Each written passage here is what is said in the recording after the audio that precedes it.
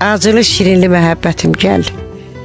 Ömür gün yoldaşım, talih sirdaşım, ağlayıb güləndə həm söhbətim gəl. Açıb qanadımı pənah gətirdim, sənli günlərimdə neyli sətirdim. Atamı, anamı çoxdan itirdim. Mən indi qalmışam tənha, yetim, gəl. Qınadı ismimi qohumda, yadda. Qalmadı ağzımda bir nəfis dadda.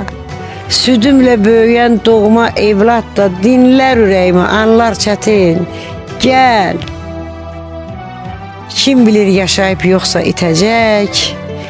Bu sevda başımda ötüb ötəcək.